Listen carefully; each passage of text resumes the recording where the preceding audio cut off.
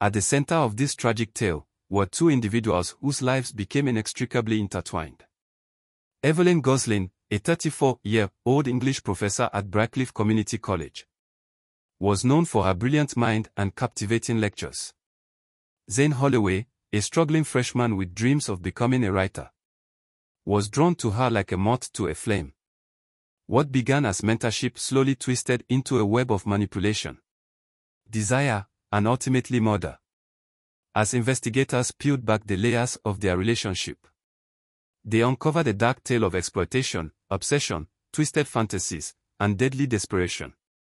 Evelyn Goslin's journey to Brackliffe was paved with academic accolades and personal turmoil. Born to wealthy parents in Boston, Evelyn showed early signs of exceptional intelligence. Her father, a stern investment banker, and her mother, a socialite with a penchant for cocktails, provided Evelyn with every material advantage but little emotional support. From a young age, Evelyn learned to use her intellect as a shield, burying herself in books to escape the cold reality of her home life. She excelled in school, skipping 2 grades and entering Harvard. It was there that Evelyn discovered her passion for English literature and her talent for captivating an audience. After completing her PhD at Yale, Evelyn seemed destined for a prestigious position at an Ivy League institution. However, a scandal involving an affair with her married thesis advisor derailed those plans. The academic community's whispered judgments and thinly veiled rejection drove Evelyn to seek refuge in the small town of Brackliffe.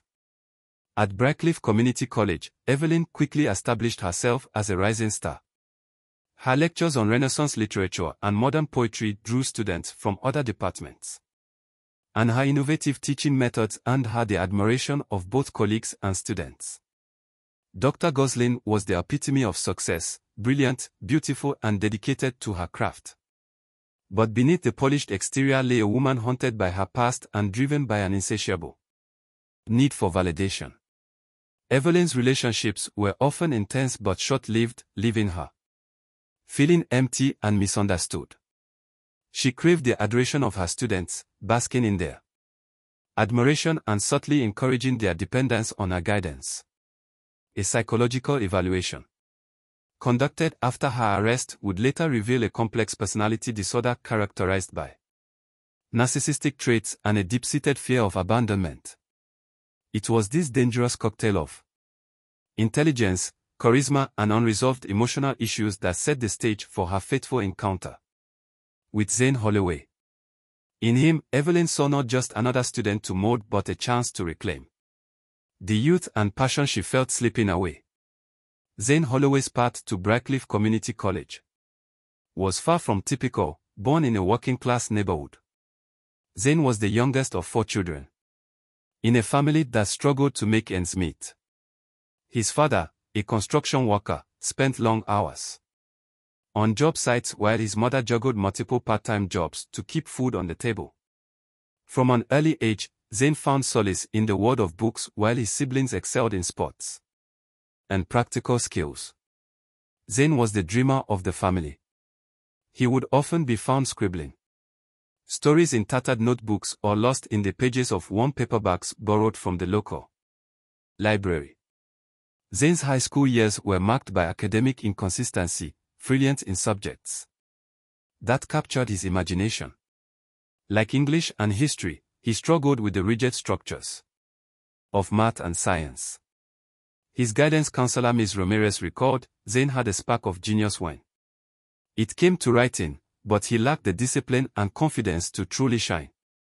Despite his potential, Zane's grades were mediocre and his SAT scores fell short of his aspirations.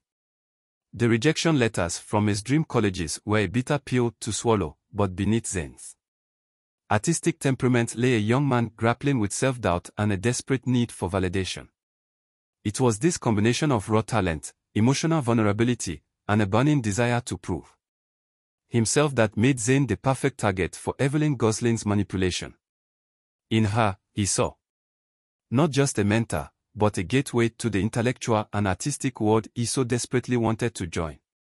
As the fall semester began, Zane could never have imagined that his pursuit of literary greatness would lead him down a dark path of ethical compromises, emotional entanglement, and ultimately to the shores of Lake Briarcliff, where his young life would be cut tragically short.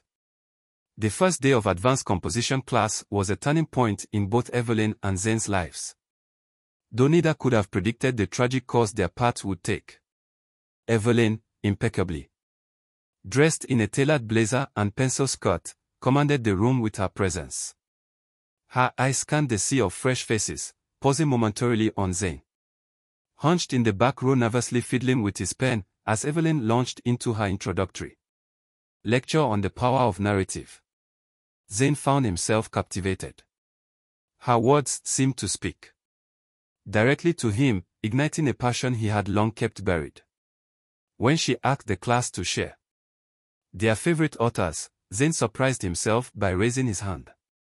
His voice trembled slightly as he spoke of his admiration for James Baldwin, earning an approving nod from Evelyn. After class, Evelyn approached Zane. She'd been impressed by his insight and encouraged him to consider submitting work to the college literary magazine. Zane, flushed with pride, stammered his thanks. This brief interaction planted the seeds of what would become a dangerous obsession for both of them.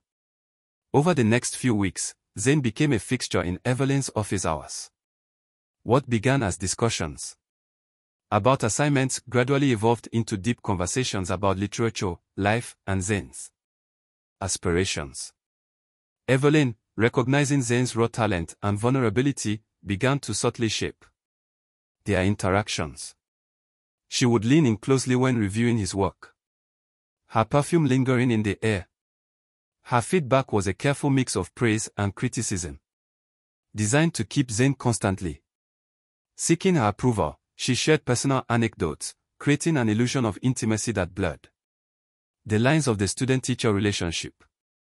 Zane's classmate Amelia later told investigators, "We all noticed how Dr. Gosling treated Zane differently. At first, we were just jealous of the attention. But looking back, there was something off about it." As midterms approached, Zane was struggling in his other classes. The pressure to maintain his scholarship weighed heavily on him. Sensing his distress, Evelyn made her first overt move. After a particularly long office meeting, she placed her hand on Zane's arm and spoke softly. "I see so much potential in you, Zane. I'd hate to see it go to waste because of a few difficult classes. Perhaps we could work out an arrangement to ensure your success." Zane, naive and desperate to prove himself, failed to recognize the dangerous territory he was entering. He interpreted Evelyn's offer as a lifeline, a chance to focus on his true passion without the fear of losing his scholarship. As autumn painted the Briarcliff campus in shades of gold and red, Evelyn and Zane's relationship intensified. She invited him to exclusive literary events, introducing him to her colleagues as a promising protégé. Zane, intoxicated by this new world of intellectual stimulation and perceived belonging, began to rely on Evelyn for more than just academic guidance. Evelyn, for her part, reveled in Zane's dependence. She carefully crafted every interaction to deepen his emotional attachment while maintaining plausible deniability. To her colleagues, she was merely nurturing a gifted student. To Zane, she became the center of his world. By the time the fall semester was coming to a close, the boundaries between mentor and student had become irrevocably blurred. Zane's writing, once filled with diverse influences, now mimicked Evelyn's style and preferences. His social circle had shrunk, with more and more of his time devoted to extra study sessions with Dr. Gosling. Either Zane or Evelyn fully realized the dangerous web they were weaving.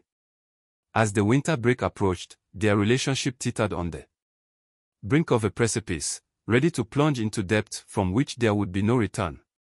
The winter break marked a critical turning point in Evelyn and Zane's relationship. With the campus largely deserted, They found themselves drawn into a vortex of intensifying emotions and crossed boundaries. Evelyn, under the guise of providing additional mentorship, invited Zane to her off-campus apartment to discuss his final paper for her class. The evening began innocently enough, with Evelyn serving tea and engaging Zane in a heated debate about postmodern literature. But as the hours wore on and inhibitions lowered, the atmosphere shifted. Evelyn, her voice lowered to a near whisper, began to share personal stories of her own struggles as a young academic. She portrayed herself as a misunderstood genius, persecuted by jealous colleagues, and bound by the rigid structures of academia. Zane, already in awe of Evelyn's intellect, found himself drawn deeper into her world. He saw in her a kindred spirit, someone who truly understood the artist's struggle. When Evelyn's hand brushed against his, the electric charge between them was undeniable. What happened next would be a point of contention in the later investigation. Evelyn claimed that Zane initiated the kiss, overcome by youthful passion. Zane, in his final statement, insisted that Evelyn had orchestrated the entire evening to this end.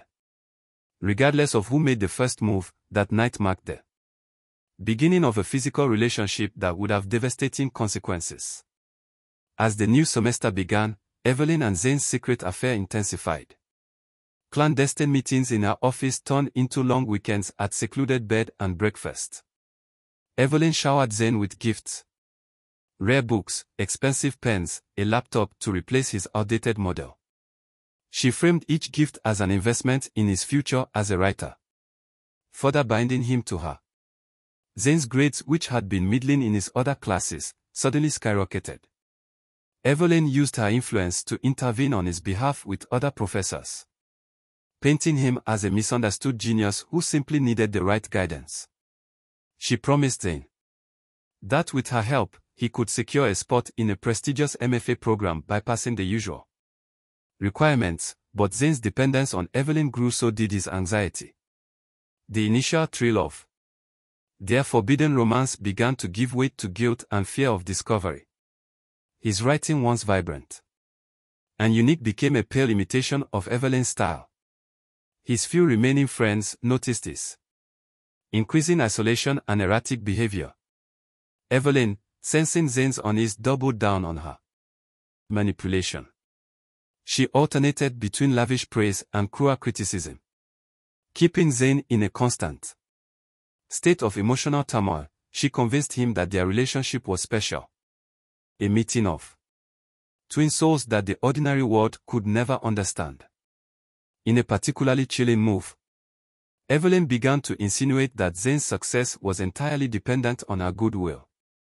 During one tense encounter in her office, she casually remarked, "It would be a shame if the ethics board were to investigate the sudden improvement in your grades. They might get the wrong idea about how you've been earning them." The implied threat was clear.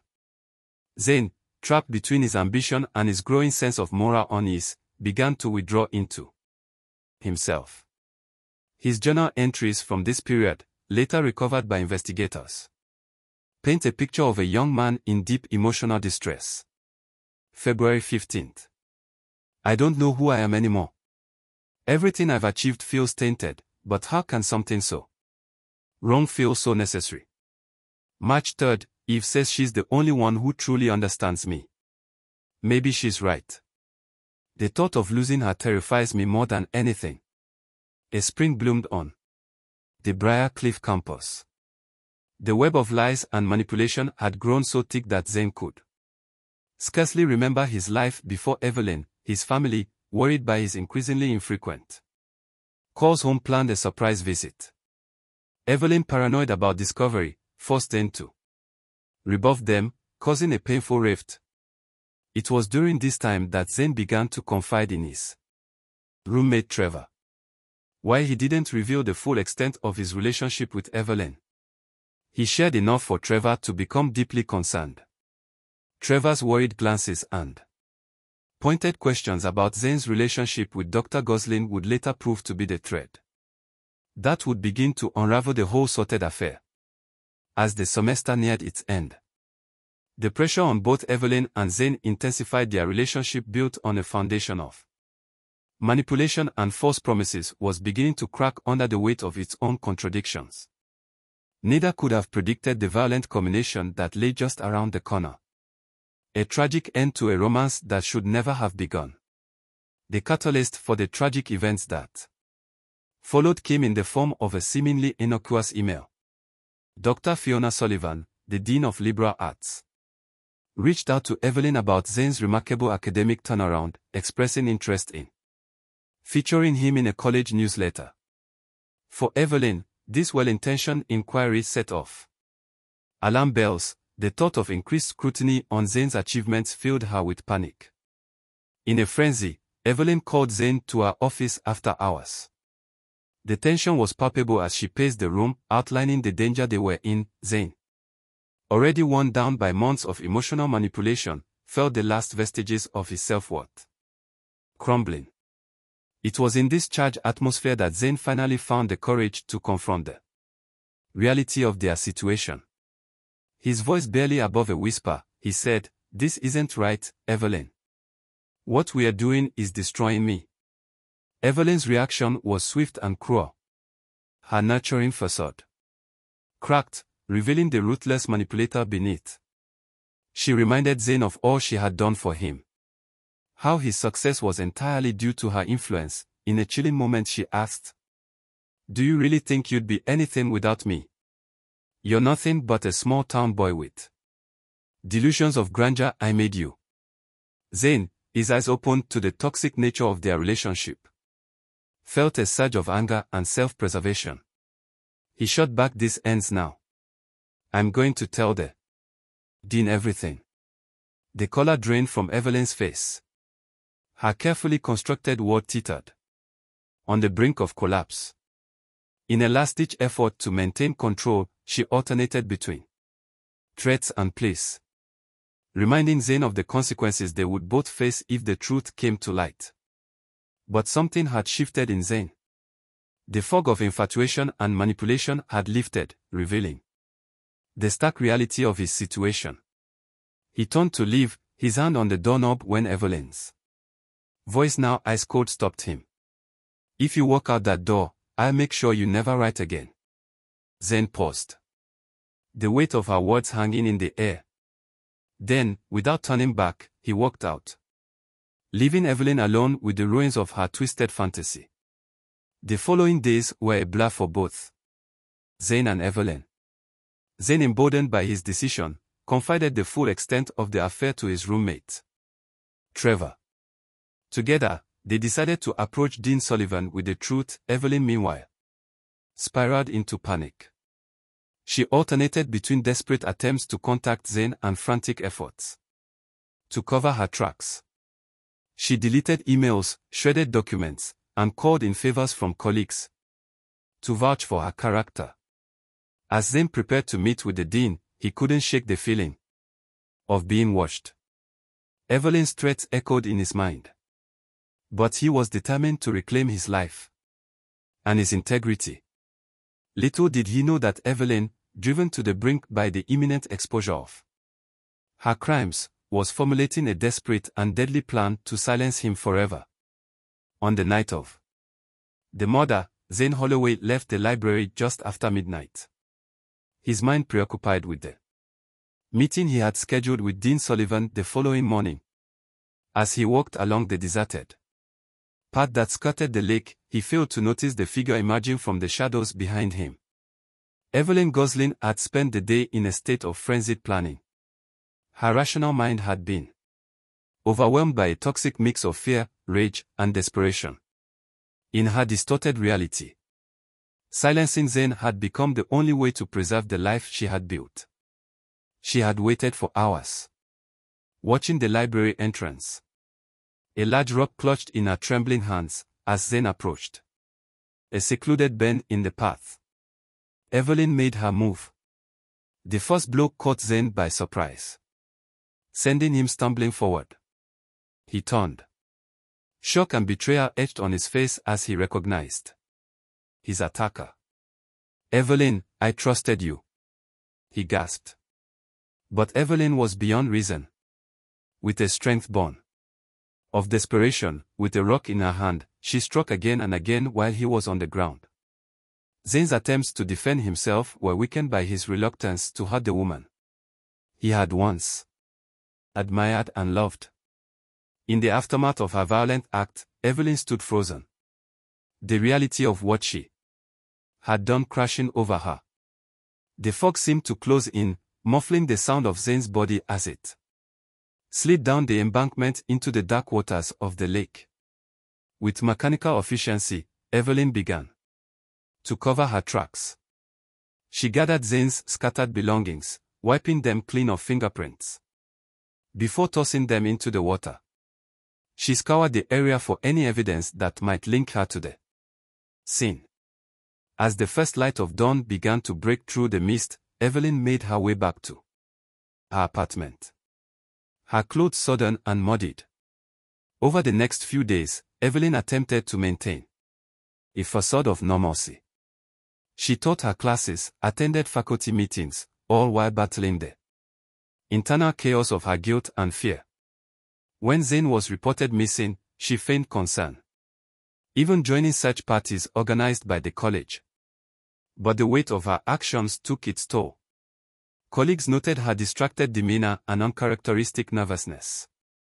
A psychology professor who had known Evelyn for years later recalled, there was a wildness in her eyes, attention in her movements. It was as if she was constantly on the verge of flight. Evelyn's carefully constructed alibi began to unravel almost immediately. The rock she had used as a weapon, hastily discarded in a dumpster behind her apartment building, was discovered by a maintenance worker. Security camera footage placed her car near the lake on the night of Zane's disappearance, contradicting her claim of being home all night. As the investigation intensified, Evelyn's paranoia reached new heights. She became convinced that everyone knew her secret. In a moment of panic, she attempted to flee, hastily packing a bag and withdrawing large sums of cash from her bank account. It was this erratic behavior that ultimately led to her undoing. Zane's body weighed down by rocks was discovered by a group of students on a weekend fishing trip. The grim discovery sent shockwaves through the Brackliff community and marked the beginning of the end for Evelyn Goslin. The discovery of Zane Holloway's body transformed the missing person case into a full-blown homicide investigation. Detective Samantha Reeves, a veteran of the Brackliff Police Department, took charge of the case. Her first steps were to secure the crime scene and order a comprehensive forensic analysis of the area surrounding Lake Brackliff. The autopsy revealed that Zane had died from blunt force trauma to the head, with drowning as a secondary cause of death. The medical examiner noted defensive wounds on Zane's arms, indicating he had tried to protect himself from his attacker. As news of the murder spread, the idyllic campus of Brackliff Community College became a hotbed of speculation and fear. Students whispered in hallways, casting suspicious glances at their peers and professors. The administration, desperate to control the narrative, held conferences assuring parents in the community that this was an isolated incident. Detective Reeves and her team began the painstaking process of interviewing Zane's friends, family, and associates. It was during these initial interviews that Zane's roommate Trevor Lawson provided the first crucial lead. Trevor revealed Zane's troubled relationship with Professor Goslin, including vague references to an arrangement that had left Zane increasingly distressed in the weeks leading up to his disappearance. This information led investigators to take a closer look at Evelyn Goslin. On the surface, she appeared to be a grieving mentor, distraught over the loss of a promising student. However, as detectives dug deeper, inconsistencies in her story began to emerge. A breakthrough came when forensic analysts discovered traces of soil on the rock used to attack Zane that matched samples from Evelyn's garden. Additionally, security footage from a gas stationed near Lake Briarcliff, showed Evelyn's car in the area on the night of the murder, contradicting her alibi. As the evidence mounted, Evelyn's colleagues began to come forward with their own observations. A professor from the psychology department recalled a disturbing conversation with Evelyn just days before Zane's disappearance. She seemed agitated, he told investigators.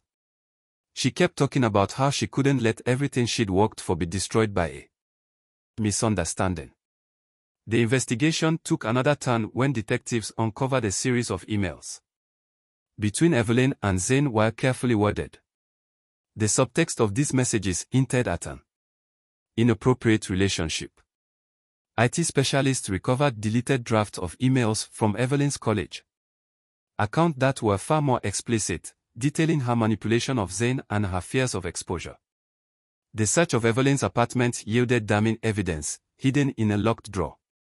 Detectives found Zane's journal, which detailed the evolution of their relationship and his growing desire to end it, with the wealth of physical evidence and witness testimony. The district attorney's office felt confident in charging Evelyn Gosling with first-degree murder. The arrest sent shockwaves through the community, shattering the image of the brilliant, dedicated professor and exposing the dark underbelly of power dynamics in academia. As Evelyn was led away in handcuffs, the true scope of her deception began to unravel, leaving the Briarcliff community to grapple with the question of how such a predator had hidden in plain sight for so long. Over the next several hours, Evelyn's full confession emerged, painting a disturbing picture of manipulation, abuse of power, and ultimately murder. She spoke of her initial attraction to Zane's talent and vulnerability, how easy it had been to shape him to her will. Her voice filled with bitterness as she recounted Zane's decision to expose their relationship, describing it as a betrayal that left her no option but to silence him permanently. The trial of Evelyn Gosling was brief but intense. The prosecution presented a mountain of evidence from forensic analysis to Evelyn's own confession, despite a vigorous defense attempting to paint her as a victim of her own mental illness. The jury took only 6 hours to return a guilty verdict on all counts. The judge, her voice heavy with the weight of the moment, sentenced Evelyn to life in prison without the possibility of parole. The aftermath of the trial saw significant changes at Briarcliff Community College. The administration implemented strict new guidelines governing faculty-student interactions, and mandatory training on recognizing and reporting inappropriate behavior was instituted. As Briarcliff slowly began to heal, the tragedy left an indelible mark on the community.